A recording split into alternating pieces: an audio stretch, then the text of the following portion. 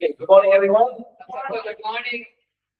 Right, so yesterday we completed understanding those three sets of judgments. कल हम जो है तीन समूह के जो न्याय थे उसको समझकर पूरा किए. What are the three sets of judgments? कौन से थे वो तीन समूह के जो न्याय थे?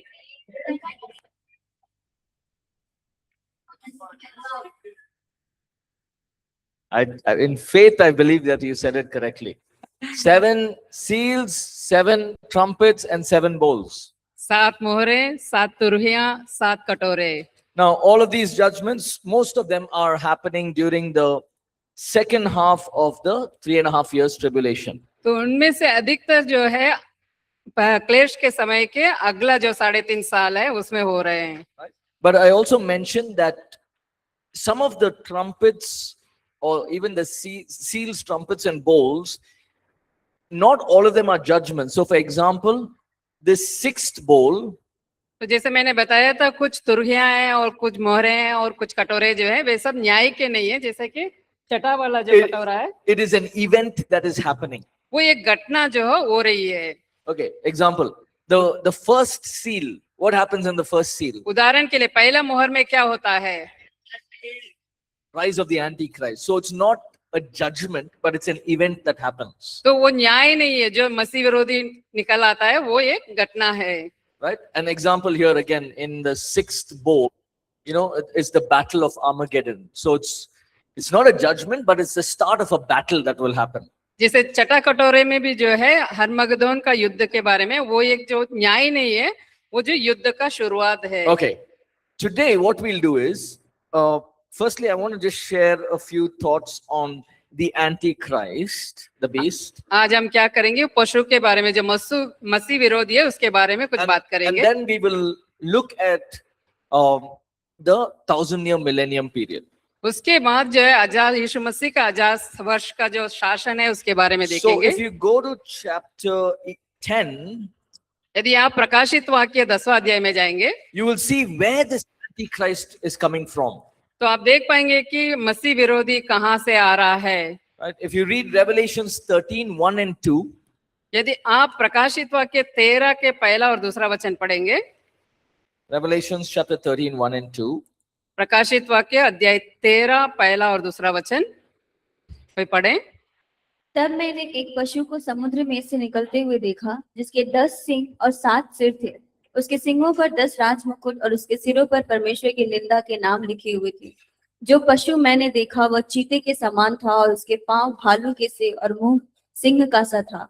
उस अजगर ने अपनी सामर्थ्य और अपना सिंहासन और बड़ा अधिकार उसे दे दिया.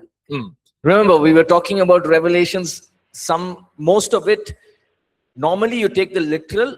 If it's not making sense, you take the not the literal, but the revelatory meaning, the typology.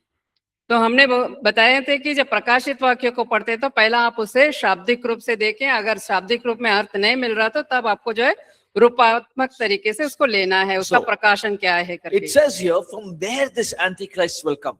यहाँ बता रहा है कि मसीह विरोधी कहाँ से आएगा. It says, then I stood on the stand of the sea and I saw a beast rising out of the sea. तो ये बता रहे हैं कि मैं एक तरफ खड़ा एक पशु को समुद्र में से निकलते हुए देखा. Now what kind of beast is this? It had 7 heads and 10 horns. ये किस प्रकार का पशु है? इसके पास जो है 10 सिंह है और 7 सिर है. And on his horns were 10 crowns. और उसके सिंगों पर 10 राजमुकुट है. Now the beast which I saw was like a leopard, and his feet was like a bear, and the mouth like a lion. और जो पशु मैंने देखा वो चीते के समान था और उसका पाँव भालू के से था और उसका मुंह सिंह का सा था. Now all of this has a meaning. इन सबका जो है एक अर्थ है. That means what? The Antichrist is coming out of a large sea of people. He will rise up. इसके मतलब जो है एक बड़ी भीड़ या तो समुद्र के समान लोगों से जो है वो निकल आएगा. Having 10 horns. उसके पास 10 सिंग होंगे. 10 horns are 10 nations. 10 सिंग जो है 10 राष्ट्र है. Right? And it says that each nation will have different kingdoms among them.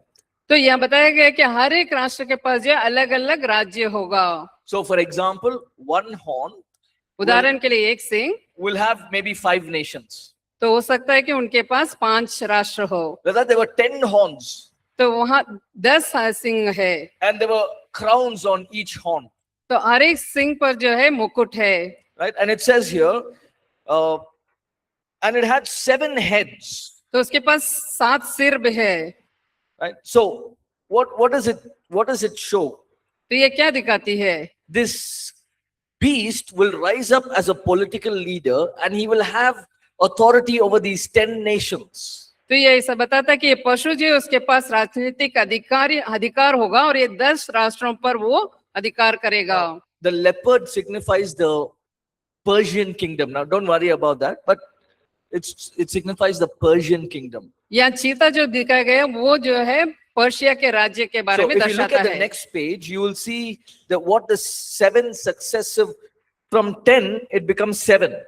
जो 10 राष्ट्र जो थी वो जो है 7 बन जाती है। It says that Egypt, Assyria, Babylon, Persia, Greece, Rome. You see that list in your book? तो आप आपके किताब में उसका सूची देख सकते हैं, पेज नंबर 51वें पेज पर है, हिंदी पर 91।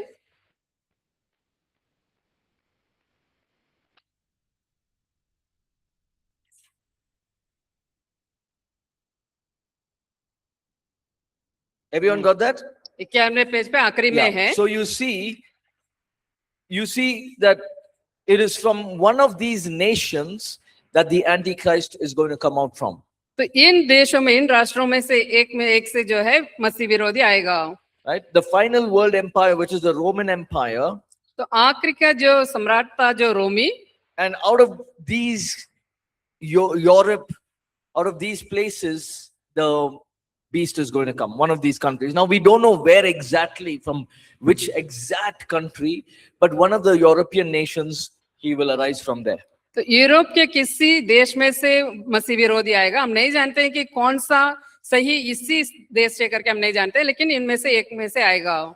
And it says that he will become a great king. वो जो है एक महान राजा बनेगा। So even now, there's something called as the United Nations. I don't know if you're aware of that. तो एक ऐसा कहा जाता है कि संयुक्त राष्ट्र करके, यूनाइटेड नेशंस बोलते हैं। Okay, the United Nations is 10 nation confederation. तो वो जो है 10 जो देश राष्ट्र मिलकर है के, So what they do is these nation leaders come together and discuss on how to involve in economic powers or economic plans, religious plans, social plans, everything. They come together and they discuss. इसमें क्या होता है कि ये 10 राष्ट्र भी एक साथ आते हैं आर्थिक के बारे में, धार्मिकता के बारे में, और किसी भी व्यवस्था योजना बनाने उसमें मिलकर वो निर्णय लेते हैं। How many of you know about the United Nations? आप में से कितने लोग यूनाइटेड नेशन या तो संयुक्त राष्ट्र कहते हैं, कौन जानते हैं? It's a political, agenda where the leaders come together and they are in control over the nations. तो ये जो है राजनीतिक तौर पे एक साथ आते हैं, वे जो है सारे राष्ट्रों पर नियंत्रण करते Now, हैं। nothing wrong. They're doing some good things. कोई गलत बात नहीं है, वो कुछ अच्छी बात कर They रहे want हैं। peace. They want to make sure that all nations are working together, uniting together, working together, building an economy together. So it's a good thing. तो शांति को लाते हैं, मिलकर काम कर रहे हैं, सारी बातों में एकता को ला रहे हैं, अच्छी बात है। Now it could be that the beast will rise up from when he comes in authority. He may take control over the United Nations. It could be. तो ऐसा हो सकता है कि ये पशु जो है अगर अपना अधिकार में आ जाएगा तो इन 10 राष्ट्रों में से किसी को भी वो नियंत्रण में ला सकता है। Or he may have his own kind of a formation of 10 nation confederation. या तो वो खुद का अपना जो है 10 राष्ट्र का एक संयुक्त राष्ट्र बना सकता है। But what he'll do is he'll bring all the nations of the world under his authority. लेकिन वो क्या करेगा, संसार के सारे राष्ट्र को जो है अपने अधिकार के अंदर लाएगा, Through an organization. एक संस्था के द्वारा। So that's why Daniel also writes and he says, out of the sea will come a beast, and this beast will gain authority. It will grow up high into a mountain. Daniel भी इस प्रकार से लिख रहा है कि समुद्र से एक पशु निकलेगा, वो जो इतना अधिकार पाएगा कि वो पहाड़ पर तक चढ़ेगा। Then in Revelation 16, तो प्रकाशित वाक्य 16 में it talks about another beast. और एक पशु के बारे में बात करता है। 16 verse 13. Let's read that. अध्याय 16 का 13 वचन कोई पढ़े उसे। प्रकाशित वाक्य 16 अध्याय 13 वचन। फिर मैंने उस अजगर के मुंह से और उस पशु के मुंह से और उस झूठे भविष्यवक्ता के मुंह से 3 अशुद्ध आत्माओं को मेंढकों के रूप में निकलते देखा। So we see another beast. वो और एक पशु को देख रहा है। This other beast is referred to as the false prophet. इसको जो है झूठे भविष्यवक्ता करके कहा गया है। The first beast out of the sea. तो the पहला जो Antichrist. पशु जो है समुद्र में से आया वो मसीह विरोधी है। You know, some people ask me, will the Antichrist come out from America? तो कुछ लोग ऐसा पूछते हैं कि क्या मसीह विरोधी अमेरिका में से आएगा, Or is he going to be Indian? या तो भारत का होगा, Or is he going to be Asian? या तो आशिया का होगा। Right? So this gives us an idea that he's going to be more of from the European countries. यहाँ बताया जाता है कि अधिकतर जहां तक संभव है वो यूरोप देश से ही आएगा। But the false prophet, it doesn't show where he comes from. लेकिन झूठे भविष्यवक्ता ये नहीं बता रहे कि वो कहाँ से आता है। He may be from any part of the country. वो जो देश के किसी भी भाग से आ सकता है। But Satan will use him in such a way that they both will get connected. The beast, Antichrist and false prophet together will start causing a lot of havoc. तो ऐसा होगा कि शैतान इस प्रकार से करेगा कि वो पशु और ये जो झूठा भविष्यवक्ता जो है दोनों मिलकर जो है सारे जो विपत्तियों को ला सकें। It says that he will be like a lamb. तो बोलते हैं कि वो मेमने की तरह होगा। Who was like a lamb? कौन मेमने की तरह था? He will be like a lamb. तो यह बताएगा कि ये जो है मेमने के समान होगा। That means he'll be a religious leader. इसके मतलब जो है वो धार्मिक अगुवा या नेता होगा। And Satan will give him the power to do signs, wonders and miracles. शैतान उसे सामर्थ देगा कि चिन्ह और चमत्कार करने के लिए और अद्भुत कार्य करने के लिए। And people will be in awe of him. तो लोग जो उसे देखकर बहुत ही चकित हो जाएंगे। But he will say, it's the beast, the Antichrist. You should worship him. तो वो ये बताएगा कि जो मसीह विरोधी है उसको आपको आराधना करना So चाहिए। you see the picture, what's happening here? तो आप देख पा रहे हैं यहाँ क्या हो रहा है, उस तस्वीर को देख पा रहे हैं। We know the beast is coming from a certain part of the world. हम जानते हैं कि संसार के किसी एक भाग से जो है मसीह विरोधी आने वाला है, But the false prophet is coming from a different place. लेकिन ये झूठा भविष्यवक्ता जो है दूसरी तरफ से आने वाला है। And so don't get confused when it says beast and then it says another beast, simply means Antichrist and the false prophet. तो जब बताया गया कि एक यहाँ पर बताया गया कि एक पशु है और दूसरी जगह में अजगर लिखा गया है, वो जो है एक जो है मसीह विरोधी है, दूसरा जो है झूठा भविष्यवक्ता है। Everyone understood that? क्या आप समझ रहे हैं? Right? Okay, can somebody get to the laptop? I want to show you a few images, but those who are online, I don't know if you will be able to see this.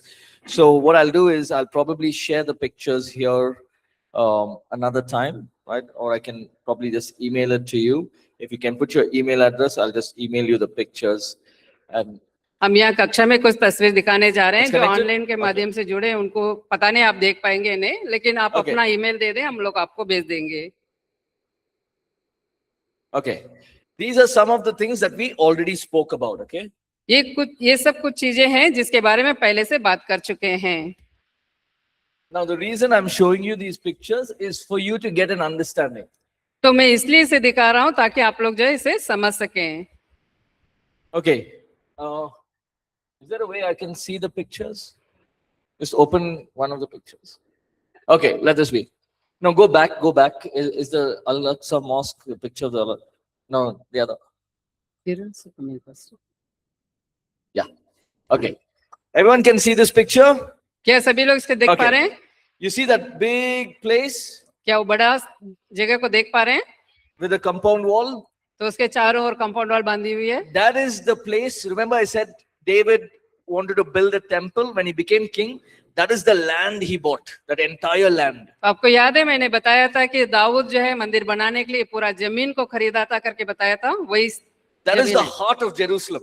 ये जो है यरूशलेम का मुख्य स्थान है। But about, I would say about 600 to 700 years later, तो 600 या 700 साल के बाद, so before that, imagine Solomon built a big temple here, worship was going on, but that temple was destroyed. कल्पना कीजिए एक बड़ा मंदिर सुलेमान ने वहां बनाया, आराधना हो रही थी और उसका विनाश हो गया।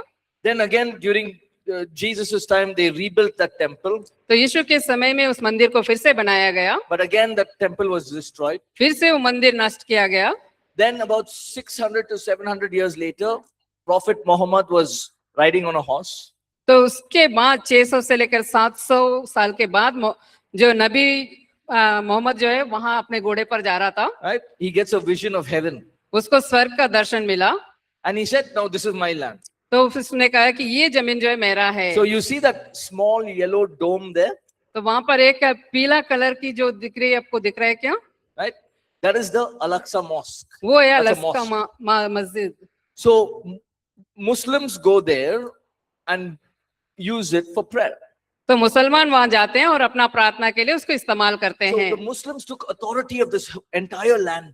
तो ये मुसलमान लोग जो है ये पूरा जमीन का अधिकार ले लिए हैं। But the Jews said, "What about us?" तो यहूदियों ने कहा कि हमारे बारे में क्या है? So they came up with the solution. तो इसलिए एक हल के साथ वे आए। The Jews can come to the western side of the wall and pray.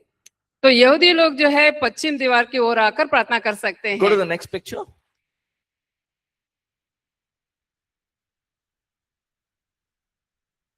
Yeah. Stay there. Yeah. See, this is the wall, the western side of the wall. ये जो दीवार आप देख रहे हैं ये पश्चिम दीवार है। This is a Jew. See, he's praying, he's hitting his head against the wall.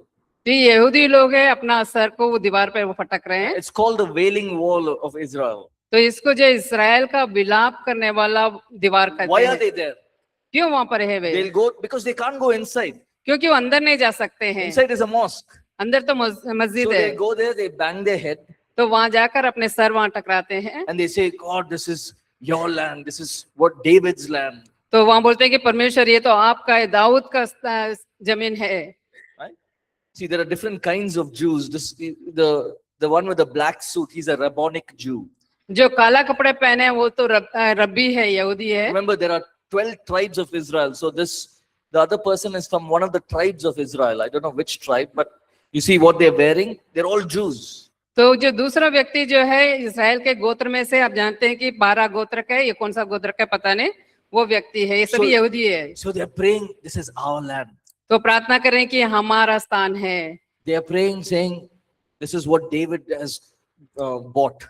ये प्रार्थना करके बोल रहे हैं कि ये जमीन जो है दाऊद ने खरीदा है। This is the place where we should build the third temple." तो यही वो जगह है जहां हमें जो है तीसरा मंदिर को बनाना होगा। Go next. Go next. Yeah, you see that? This is sometimes they have prayers, they have meetings, they have worship, everything happening there. कभी कभी वहां प्रार्थना, आराधना और जो सारे मिलकर बात सभा करना है सब यहाँ होती है। Okay, go next. Is there a picture of, I had another picture. Oh, that's it? Okay, yes, this is recently, I think in the year 2022, this is a model structure of the third temple which they are planning to build, the Jews are planning to build.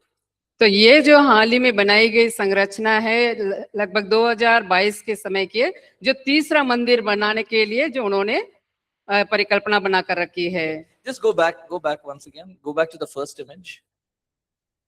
Yeah, that one. Now imagine this. अभी इसे कल्पना कीजिए, During the 1,000-year millennium, 1000 साल के यीशु मसीह के जो शासन है, there's going to be a big temple here, वहां जो एक बड़ा मंदिर होगा and Jesus will reign as king here. तो वहां यीशु मसीह जो है राजा के रूप में शासन करेंगे। Can you believe that? क्या आप विश्वास कर पा रहे हैं? The same place, क्या उसी जगह में Jesus will rule for 1,000 years. यीशु मसीह 1000 साल के लिए शासन So करेंगे। that's why this land is so important. इसीलिए ये जमीन बहुत ही महत्वपूर्ण है। So now what will happen is when the beast comes, तो अभी क्या होगा जब वो पशु आएगा, the Antichrist, मसीह विरोधी, he'll say, give the land back to the Jews. तो बोलेगा कि ये जमीन जो है यहूदियों को वापस दे दो, Build the temple. तो मंदिर बनाओ। How long will it take to build the temple? तो कितना समय लगेगा मंदिर बनाने के लिए? 2 years? 2 3 साल, years? 3 साल? In 3 years, it will be complete. Nowadays, construction is very fast, right? तो आजकल जो कोई भी निर्माण करना है तो बड़ी जल्दी होती है, 2 या 3 साल में तो पूरा हो जाएगा। So think of this 1,000-year millennium. सोच के देखिए 1000 साल का शासन। There will be outer court, inner court, most holy place. Everything will be like the Old Testament. The temple will look like that. तो पुराना नियम के मंदिर के समान ही बाहर के आंगन, भीतरी आंगन और परम पवित्र स्थान इस प्रकार से वो मंदिर बनाया जाएगा। Everyone understood this? कि इस बात को सभी ने समझ गए। Now, this is real place. This is not some photo I went and took. ये जो असली वास्तविक जमीन है, ऐसा नहीं कि मैं कुछ ऐसे फोटो लेकर आया हूँ। Okay, these are real places. ये वास्तविक जमीन है। These are real events that are going to happen. ये सारे वास्तविक घटनाएं जो होने जा रही हैं। Okay, okay, put it off.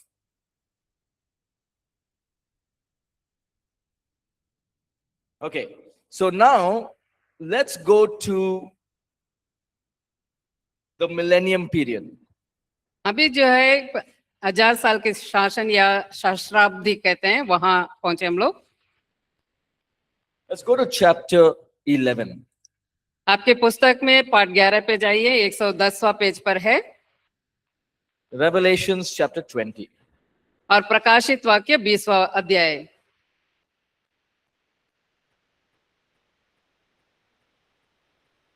Now, we're just going to talk about a few things on the 1,000-year millennium. हम जो सहस्राब्दी है उसके बारे में कुछ बातें करेंगे। But for the 1,000-year millennium to come, certain events happen. We'll get to that later. तो ये 1000 साल के शासन आने के लिए जो है कुछ घटनाओं को होने की जरूरत है। But let's see what is going to happen in this 1,000-year millennium. तो ये पहले हम देखते हैं कि जो 1000 साल में क्या होगा उसको देखते हैं। Okay, chapter 11. पाठ 11 आपके पुस्तक में। The millennium reign of Christ and the final judgment. तो और मसीह का सहस्राब्दी 1000 वर्षीय राज्य और अंतिम Let's न्याय। read Revelations 21 to 1, 2, and 3. आइए पढ़े प्रकाशित वाक्य 20वां अध्याय का 1 से लेकर 3 तक के वचन। फिर मैंने एक स्वर्गदूत को स्वर्ग से उतरते देखा, जिसके हाथ में अथाह कुंड की कुंजी और एक बड़ी जंजीर थी। उसने उस अजगर अर्थात पुराने सांप को, जो इब्लिस और शैतान है, पकड़ के 1000 वर्ष के लिए बांध दिया और उसे अथाह कुंड में डालकर बंद कर दिया और उस पर मुहर लगा दी कि वह 1000 वर्ष के पूरे होने तक जाति जाति के लोगों को फिर न भरमाए। इसके बाद अवश्य है कि वह थोड़ी देर के लिए फिर खोला जाए। Yeah. So, at the beginning of the 1,000-year millennium, 1000 साल के शासन के शुरुआत में। okay, before that, when is the 1,000-year millennium happening? तो उससे पहले 1000 साल का जो शासन है कब हो रहा है? When does this happen? कब हो? End of the 7 years. तो जो महाक्लेश के जो 7 साल का है उसके अंत में। So Jesus comes. We'll Yes. talk about that later. But what's happening here? First thing is Satan is bound. पहला हम क्या देखते हैं, जो शैतान जो है बांधा गया हो। Since there is no Satan, जबकि वहां शैतान नहीं है, right, the removal of the great deceiver, what happens is there is no sin in the world.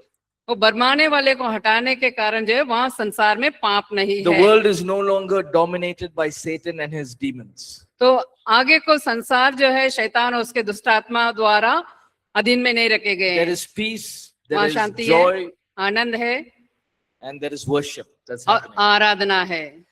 Then we know that Jesus is seated inside the. तो हम जानते हैं कि यीशु मसीह जो अंदर मंदिर में बैठे हुए हैं, Jesus is seated on the throne. यीशु मसीह सिंहासन पर बैठे हैं। He rules and reigns as king. वो राजा के रूप में शासन और राज्य कर रहे हैं। Then another important thing that will happen is the resurrection of the tribulation believers. तो अगला जो होगा वो जो क्लेश काल में जो संत थे उनका पुनरुत्थान। Right? So those who died during the tribulation, जो लोग क्लेश के समय में मरे हैं, and they will get a glorified body. उन्हें महिमामय शरीर मिलेगी। And when Jesus is coming, he will come with the saints of the Old Testament, New Testament, you and I, we all will come to this, to be part of this 1,000-year millennium. तो पुराना नियम और नया नियम के सारे संत लोग जो पवित्र लोग जो है आप और मैं जो है यीशु मसीह के साथ उस 1000 साल के वर्ष में रहेंगे। Now, another important thing, during this time, there और- will be natural bodies and glorified bodies. और एक मुख्य बात जो है उस समय जो है प्राकृतिक जो शरीर है वे भी होंगे और अलौकिक महिमामय शरीर वाले भी होंगे। Right? So, will death be there? Yes. क्या वहां मृत्यु होगी? हाँ होगी। But immediately their bodies will get a glorified body and they'll continue to reign in the 1000-year millennium.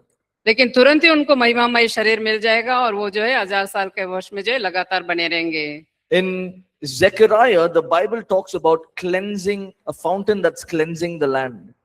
जकरिया के किताब में जो है जो शुद्धिकरण का जो सोता है उसके बारे में बताया गया है। We will have a millennial temple. The temple is called a millennial temple. इस It will be clean, consecrated for the worship of God. इस मंदिर को जो है 1000 वर्षीय मंदिर कहा जाएगा। ये जो है परमेश्वर के द्वारा शुद्ध किया जाएगा। Now, the millennium reign, Jesus is ruling king over all the nations. तो ये 1000 वर्षीय यीशु मसीह का जो शासन है उसमें जो यीशु मसीह पूरा राष्ट्रों पर शासन करेंगे। So there is perfection. There's no injustice.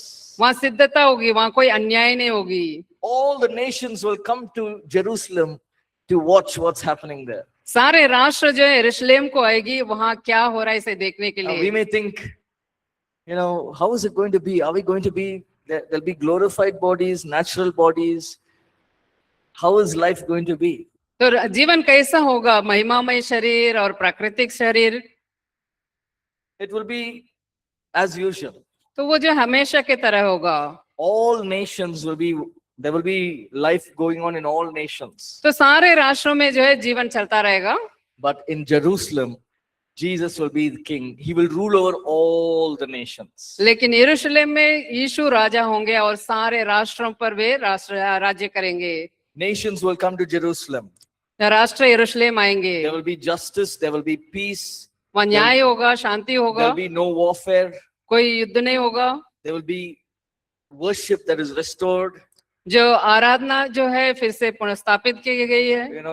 Jesus will have his own leaders under him. तो यीशु मसीह खुद अपने अधीन में अगुवे होंगे उनके पास। And he will teach them how to lead the nations. यीशु मसीह उन नेताओं को सिखाएंगे कैसे देशों को, राष्ट्रों को चलाना चाहिए। It looks like, how is Jesus going to do all this? तो ऐसा लगता है कि कैसे यीशु मसीह ये सब करने जा रहे हैं। He will do it. वो करेंगे।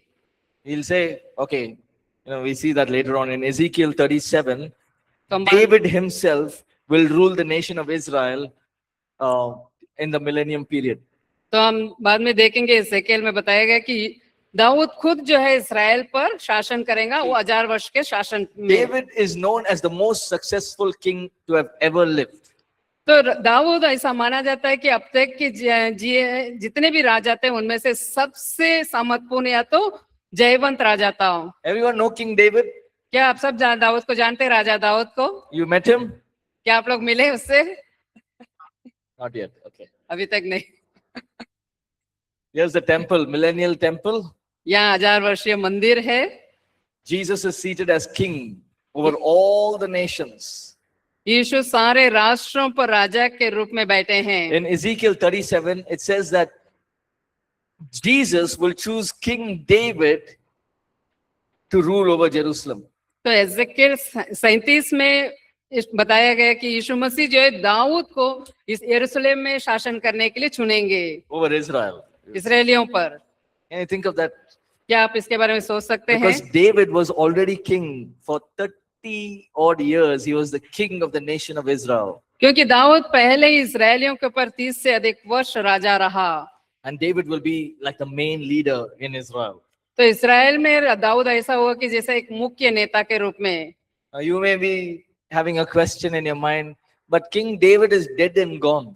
तो आपके मन में ऐसा एक सवाल हो सकता है कि दाऊद तो मर गया और चला गया। But he will get a glorified body. लेकिन उसे महिमामय शरीर मिलेगा। And when he gets his glorified body, all his characters, all the things that he was, it will show in his glorified body. तो जब उसको महिमामय शरीर मिल जाएगा तो उसको सारे जो चरित्र है उसके जो कुछ था वो सब जो है उसके महिमामय शरीर में दिखाई देगा। If you and I see David at that time, we'll know, oh, hey, this is King David. तो यदि आप और मैं उस समय उसको देखेंगे तो हम जान पाएंगे कि ये राजा दाऊद है। Let me give you an example. मैं उदाहरण एक देता हूँ। Peter, James, and John go up the mount with Jesus, पतरस यूहन्ना और याकूब यीशु मसीह के साथ वो पहाड़ पर गए, the Mount of Transfiguration. जो रूपांतरण का पहाड़। Jesus is transfigured. यीशु मसीह जो है रूपांतरित What does हो Peter गए। say? पतरस क्या कहा? Lord, shall we make 3 tents? One for you, one for Elijah, one for Moses. तो पतरस बोलता है कि क्या हम यहाँ एक तंबू बनाए, क्या आपके लिए एक, मूसा के लिए एक और एलिया के लिए एक। Did Peter meet Moses and Elijah before? क्या पतरस कभी मूसा और एलिया से मिला है इससे पहले? How he knows it's Moses and Elijah? तो कैसे जानता था कि वो ये एलिया और मूसा है? That's what happens with a transfigured, glorified body.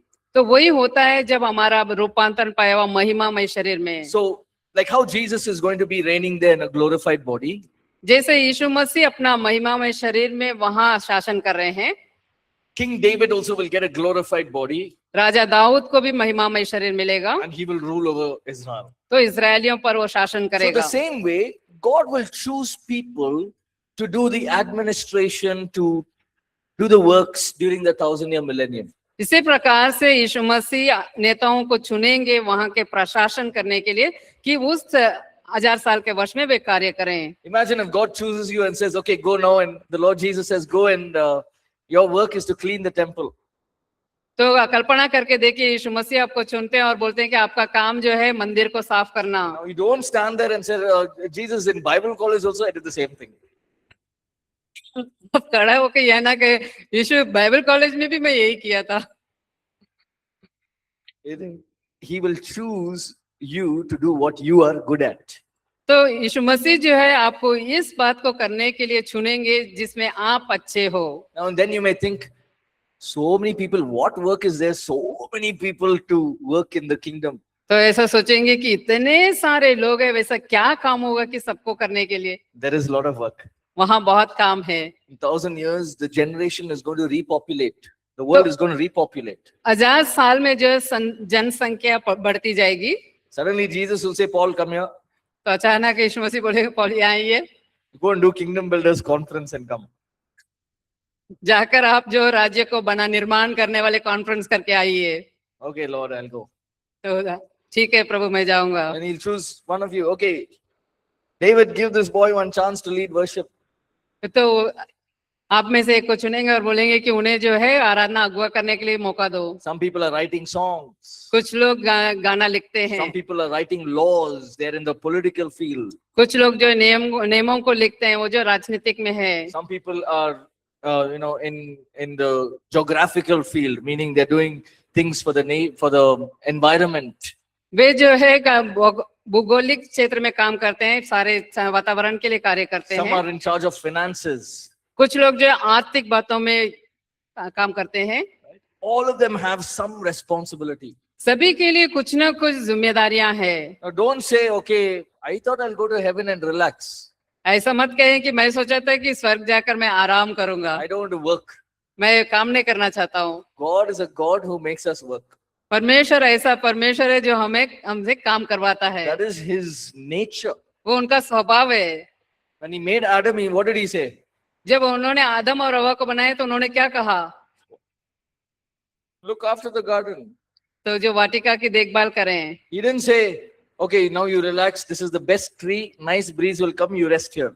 तो ऐसा नहीं बोले कि यहाँ पर आराम करो, यहाँ अच्छे पेड़ हैं, बहुत ही ठंडी हवा आएगी, आप आराम करते रहना।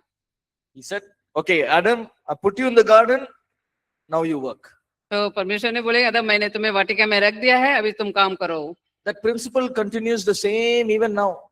तो वो सिद्धांत जो है अभी भी लगातार जारी है। When Jesus comes back also, जब यीशु मसीह वापस आएंगे तब भी, 1,000-year millennium, 1000 साल के राज्य में भी, he'll give us responsibilities and tasks to do. तो वो जो है हमें जिम्मेदारी और काम देंगे करने के लिए। Right? It'll be an exciting time. वो जो बहुत ही उत्साहपूर्ण समय होगा। Let's read Isaiah chapter 2, verse 2 and 4. आइए 3 and पढ़ें। 4. Just a few verses here. आइए पढ़े इसाया दूसरा अध्याय का 2, 3, 4 वचन, 2 से लेकर 4 तक के वचन। इसाया दूसरा अध्याय 2 से लेकर 4 तक के वचन। अंत के दिनों में ऐसा होगा कि यहोवा के भवन का पर्वत सब पहाड़ों पर दृढ़ किया जाएगा और सब पहाड़ियों से अधिक ऊंचा किया जाएगा और हर जाति के लोग धारा के समान उसकी ओर चलेंगे। बहुत से देशों के लोग आएंगे और आपस में कहेंगे, आओ हम यहोवा के पर्वत पर चढ़कर याकूब के परमेश्वर के भवन में जाएं, तब वह हमको अपने मार्ग सिखाएगा और हम उसके पथों पर चलेंगे। क्योंकि यहोवा की व्यवस्था सिय्योन से और उसका वचन यरूशलेम से निकलेगा। वह जाति जाति का न्याय करेगा और देश देश के लोगों के झगड़ों को मिटाएगा और वे अपने तलवारें पीट कर हल के फाल और अपने भालों को हंसिया बनाएंगे। तब एक जाति दूसरे जाति के विरुद्ध फिर तलवार न चलाएगी, न लोग भविष्य में युद्ध की विद्या सीखेंगे। See, Isaiah is talking about the millennium period. Isaiah जो है, जो 1000 वर्षीय शासन है, उसके बारे में बात कर रहा है। The mountain, in the mountain of the Lord, the Lord's temple shall be established. तो परमेश्वर के पर्वत पर जो है परमेश्वर का मंदिर का निर्माण किया जाएगा। And he's saying, people will say, come, let us go to the mountain of the Lord, and he will teach us his ways. वो बता रहे हैं कि लोग कहेंगे कि आओ हम यहोवा के पर्वत पर चढ़कर जाए, वो जो है अपना मार्ग हमें सिखाएगा। Saying, nations will not take their sword against each other. तो लोग जाति जो है एक दूसरे के ऊपर अपना तलवार नहीं उठाएंगे। Let's look at Isaiah 11, 10, 11 and 12. Isaiah 11 अध्याय के 10 और 11, 12 वचन। अध्याय 11, 10 से लेकर वचन। उस समय यीशु की जड़ देश देश के लोगों के लिए एक झंडा होगी। सब राज्यों के लोग उसे ढूंढेंगे और उसका विश्राम स्थान तेजोमय होगा। उस समय प्रभु अपना हाथ दूसरी बार बढ़ाकर बचे हुओं को, जो उसकी प्रजा के रह गए हैं, असुर से, मिस्र से, पत्रोस से, कूश से, एलाम से, चिनार से, हमात से और समुद्र के द्वीपों से मोल लेकर छुड़ाएगा। Right. So it's just basically talking about everyone will start coming to Israel, to Jerusalem, to see what is happening there. यहाँ जो मूल तौर पे बताएगा कि हर एक लोग जो यरूशलेम की ओर आएंगे, क्या हो रहा है देखने के लिए, इसके बारे में बता रहा है। Jerusalem will become the world capital. तो यरूशलेम जो है संसार का राजधानी बन It जाएगा, will become the spiritual capital of the world. संसार का आत्मिक राजधानी बन जाएगा। It will become a divine place where Jesus is ruling and reigning. वो ऐसा एक स्थान बनेगा, ईश्वरीय एक स्थान, जो यीशु मसीह शासन और राज्य कर रहे हैं। Since the Messiah is ruling, जबकि मसीहा वहाँ शासन कर रहा there will है, be no talks of war and enmity between nations and between people. तो वहाँ जो है लोगों के बीच में शत्रुता या लड़ाई नहीं रहेगी। The throne of the Lord will be the center of administration across the entire world. तो प्रभु यीशु का जो सिंहासन जो है पूरा संसार के लिए प्रशासन का केंद्र होगा। Israel will, one of the important things Jesus will do during this time. तो एक महत्वपूर्ण काम जो यीशु मसीह इस समय में करेंगे वो है, Now everyone know there are 12 tribes of Israel, हम सब जानते हैं कि इस्राएल का 12 गोत्र है, but the land was stolen away by the neighboring nations. उनका जो बाजू में उनका जो बगल वाले जो राष्ट्र है, उन्होंने उनका जमीन को चुरा लिए। But something that will happen is Jesus will restore that land and give back the land to the 12 nations, 12 tribes of Israel. यीशु मसीह जो है वो सारे जमीन को लेकर इस्राएल के 12 गोत्रों को देंगे। So will there be 12, are there 12 tribes of Israel right now? Yes. क्या अभी इस्राएल के 12 गोत्र हैं? हाँ है। Right. There are more than 12 tribes actually. अभी जो है 12 से भी अधिक गोत्र है, But God will restore the land to these main 12 tribes of Israel. लेकिन परमेश्वर जो है जो मुख्य जो 12 गोत्र हैं उनको ये सारा जमीन There will वापस कर be देंगे। joy and gladness in Jerusalem. यरूशलेम में जो है आनंद और जो उल्लास रहेगा। Imagine this place, how it's going to be. कल्पना करके देखिए ये जगह कैसे होगी। No sickness, कोई बीमारी नहीं, no war, कोई लड़ाई नहीं, no hatred, कोई नफरत नहीं, no jealousy, कोई जलन नहीं, no anger. कोई गुस्सा नहीं, Everyone are working together, सब मिलकर काम कर रहे हैं and every day we can see Jesus. और हर एक दिन हम यीशु को देख सकते हैं। You may say, but I'm in India now. तो मैं तो भारत में हूँ, It's okay, ठीक है, right? But people from different nations will come. लेकिन जो Jerusalem. अलग अलग राष्ट्र में से लोग जो है यरूशलेम को आएंगे। Right? The Lord will rejoice over his people. प्रभु जो है उनके लोगों पर हर्षित होगा। There will be continual celebrations. तो लगातार उत्सव मनाया जाएगा। You know, when you have a celebration here, जब आप उत्सव मनाते हैं यहाँ पर, example, there's a wedding ceremony. Now, North India, I know there's a lot of weddings can go on for 2 days, 3 days, 4 days. तो जब शादी की बात होती है, खासकर उत्तर भारत में जो है शादी की जो कार्यक्रम है 2 दिन, 3 दिन, 4 दिन चलता You know, रहता है। during Jesus' time, a wedding would go on for 8 days. तो यीशु मसीह के समय जो है शादी की बातें जो है 8 दिन चलती थी। That's why the wine got over. That's why the wine got over. इसीलिए वो शकाना के शादी में जो है दाखरस खत्म हो गई थी। It's not a joke, it's really. तो कोई मजाक नहीं है, सच में For हुआ। 8 days is the wedding celebration. तो 8 दिन शादी की जो उत्सव मनाई जाती थी। Whole day they're drinking and enjoying. पूरा दिन पीना और आनंद मनाना, It's a celebration. वो एक जश्न मनाने की बात थी। Now, during these celebrations, is anyone sad? क्या इस जश्न मनाने के समय क्या कोई दुखी रहते हैं? Even if they are got problems, they say, okay, problem later. I'll see that later. Now it's time to enjoy. अगर उनका समस्या है भी तो वो बोलेंगे कि समस्या को मैं बाद में देख लूंगा, अभी जो है मैं आनंद करूंगा। There's so much of joy in the families. परिवार में बहुत आनंद रहता है। You know, as pastors, we conduct a lot of weddings, right? Paswan होने Wedding के नाते ceremonies. हम बहुत सारे शादियों में शादी करवाते हैं। So we see different kinds of families coming together.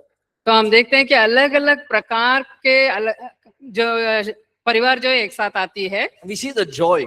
हम आनंद को देखते हैं। Some weddings are very quiet weddings. कुछ शादियां जो है बहुत ही शांतिपूर्ण तरीके से रहती Some है, weddings are full of celebration.